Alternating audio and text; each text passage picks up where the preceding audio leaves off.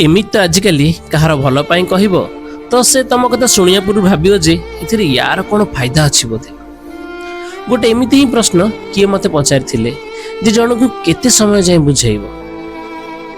एबे भाभी नियो तुम गोटे रास्ता रे बड़ खाल थिला बोली आगु जाई न परी फेरिक आसुच आउ एबे तमे जन को बुझाउज जे भाई आगु जानी खाल अछि मु निजे पड़ी आसी आउ से लोकटी मानिब कि राजी नहीं तो कौन करिवो। जा जल्दी जा ताकू बुझेबा केते ता सांगे जीव से खाल जाए।